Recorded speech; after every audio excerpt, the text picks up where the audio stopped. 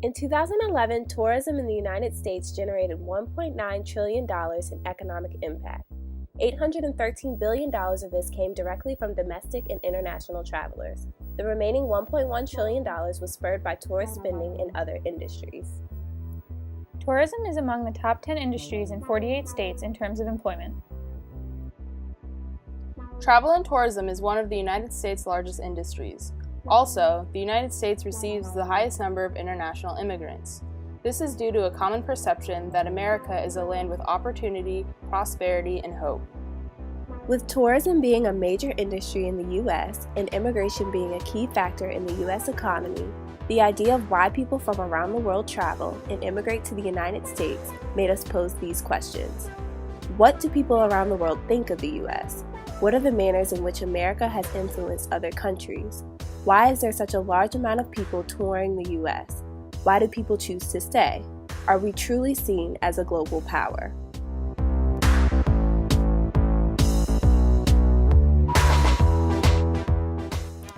Six academic adventurers from across the United States of America set out far and wide to discover how people around the world view the U.S. We wanted to find out how influential this superpower actually is, and if our influence is openly accepted by the people in other countries. As our travels took us to 4 different continents, we met a diverse group of people whose cultural differences led to a wide variety of perceptions of the U.S. We found similarities and differences across cultures. By meeting these people from a wide array of cultures, we were given the opportunity to gain new perspectives on how the U.S. is viewed around the world.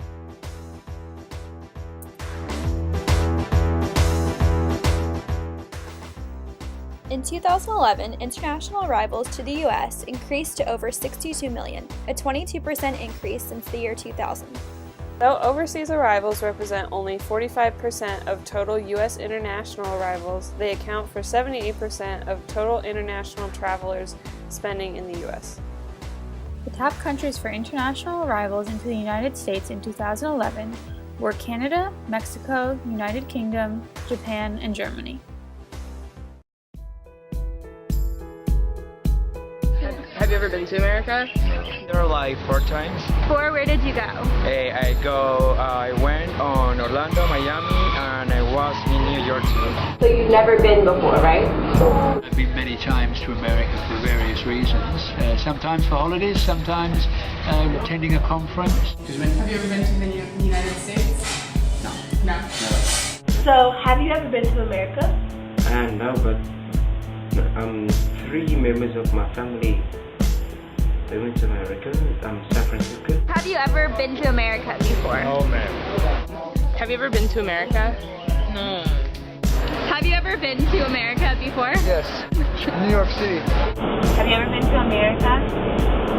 Not really. I've not been to America. Yes, I really want to go. So I wish one day I'll get a chance to be there. So I really want to experience American life. I would like one day. Yeah. One day I will go. Canada, the USA, and another part of the world. Do you want to go to America? Yeah, I would be very happy. Georgia. Yeah. You want to go? Yeah. Get there? Yes, I like so much. I want to go there. I'll take an internship on my university, maybe the next year. And I suppose they're fine people. You're fine people. They're very strong, giant country, but they don't have a language. They don't have a language? The Indians speak Indian language, and England they speak English. Like Africa, African, but America haven't got a language. Yeah, And they don't. it's such a big country, but they don't have any language. Ways. I think America is great because it really believes in the individual. I think it goes too far in terms of leaving individuals to fend for themselves. I wish America thought, or many Americans, thought about the common good. So what I think about the American is that kind people, and they live that the world that they got in America. And what else? Good guys. That's all I can say, because I never met them like people. I say that I have never, I never have closer relationship with Americans, so I cannot. Hard to say. Have you ever been to America is a dream country. It's most of the powerful country in this world, and America is best. America is my dream country. Looks like that. I don't love America. I don't hate America, but because everything you do is just bigger.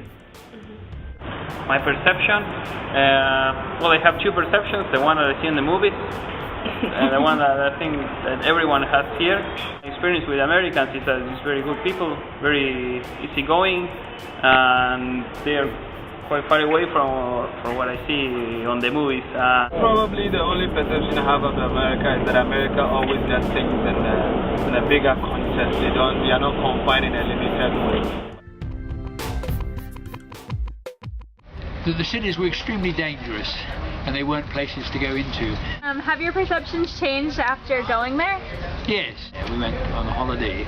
We found Washington was extremely pleasant, a nice place. And we find New York, which is often described as really dangerous. I mean, we find you can travel on the subway in New York no problem. I think America is a lot more complicated than most Europeans think it is. They tend to sort of judge it from pop culture and what they see on TV, and they don't realize how huge the country is and how it can be very different from state to state. So, California is not like Texas. I think I would say over the last 20 or 30 years, there's a little bit more negative feelings about America that it seems more as kind of there's more extremism in the politics.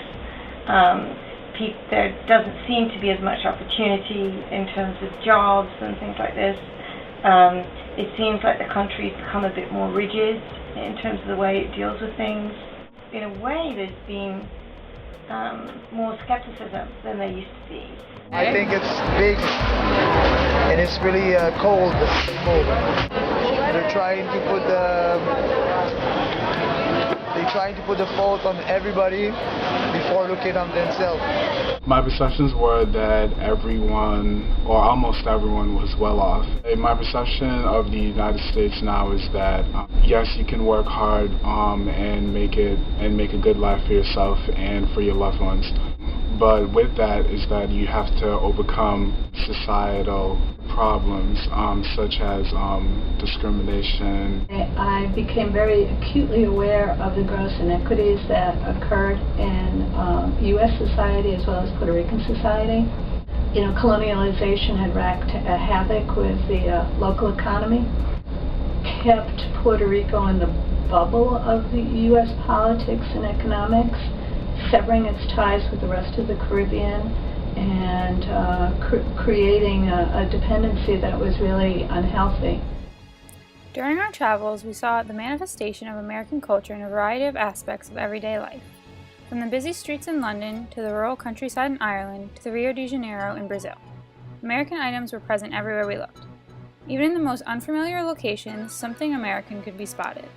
We saw American restaurants, clothing stores, brands and products, magazines and advertisements, featuring pop culture and events that were occurring in America, especially when it came to our presidential election. President Obama proved to be one of the most recognizable faces throughout the Atlantic. Frequently, Americans do not realize the impact and influence that the United States has on the rest of the world.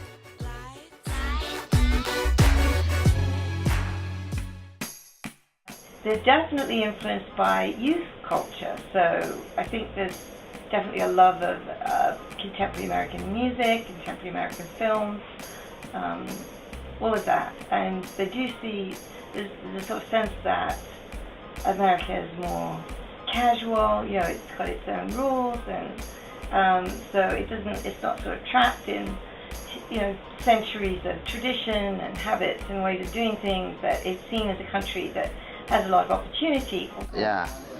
I search for Facebook every day. Is it like the clothing? It's just now that the clothing is different, but before Everybody used to wear blossom shoes. Oh, they were made for blossom. Over time, South Africa has been incorporating like more Americanized things, like more. Yes, to follow up because all the things America say this country must do. America has influenced Antiguan culture in ways of fashion, music people listen to. I know definitely the internet has had a great impact, such as Facebook and MySpace. Do you see any like American movies or anything? Everyone wants to dress like 50 Cent and Lloyd, and no one knows about Chinese superstars. They only know about American superstars. And impact on South Africa because most of our artists, our original artists, they are beginning to go to rock and roll and to pop, and that's why you don't hear that much music anymore. Well, I mean, Australia is a natural ally of America. So politically, obviously, there's a strong connection.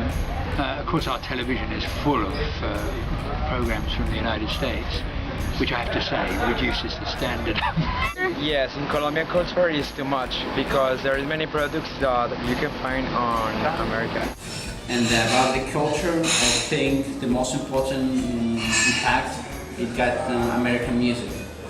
That's all, but because Spanish people just live in their world, they got the pools and parties, fiesta, like they say fiesta.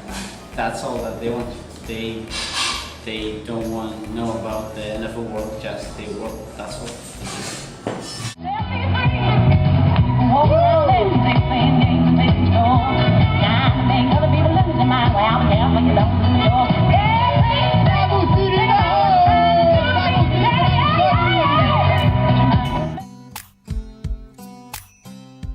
First of all, Ghana will learn a lot from America in terms of their governance. That if you come to power, wherever the past government has worked up to, you continue from there, and then you complete whatever the past government has not been able to complete before you start your new agenda. You don't come straight ahead with your own agenda. So Ghana should learn that from it. Probably to be a little bit more organized, or for some people to respect the laws a little bit more.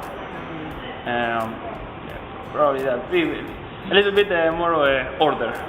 No, I mean, the two aspects of American life which impress me in particular, one is the dynamism of America. So many new ideas, new products, new processes come out of America, and they come relatively quickly to Australia. And the other one is transparency. I think America actually, makes clear its problems and is honest about them. Here we have a cult of friendship. Yeah. Someone was asking me the other day if people go to church on Sundays. I said no, we just meet with friends and have a barbecue. That's something very typical here.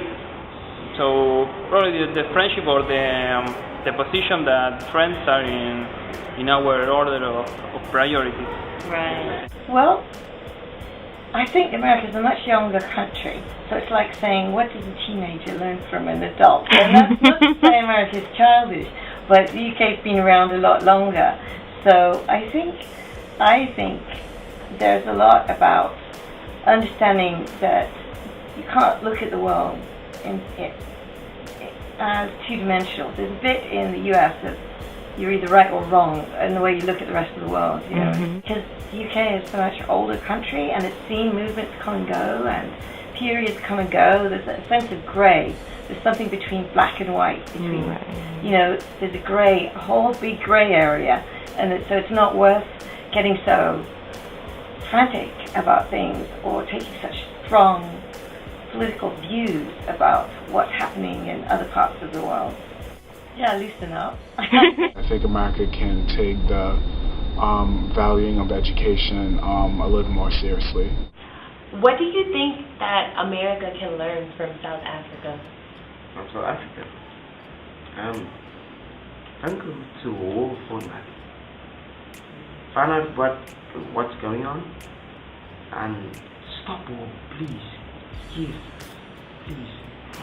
And also realize that the Caribbean and Latin America are collectivist societies, so that you work as a group and you work for the good of the group. And the feminism that we embrace is more like black feminism. It's not of individual achievement. It's how you can help the community thrive.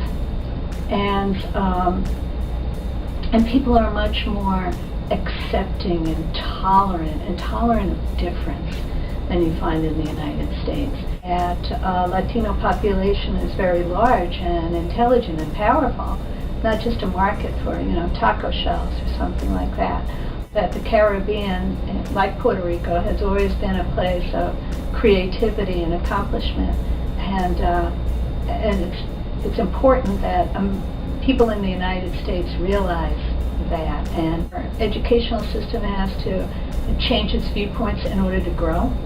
That the United States as a nation has to recognize these talents and creativity and achievements and different ways of looking at the world if we're going to grow intellectually and socially. I think being a little bit more laid back. There's some irritating American habits. Americans like to congratulate themselves too much. We should also learn from Ghana about our hospitality, the way we handle people, the way we welcome people in our country.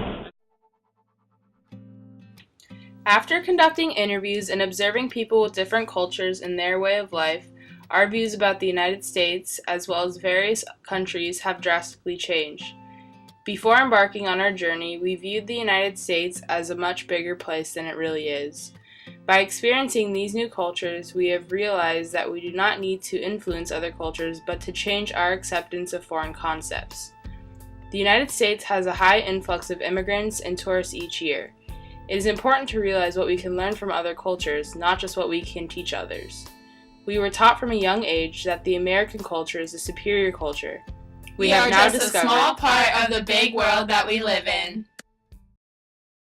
This is the world that we live in. I feel myself get tired. This is the world that we live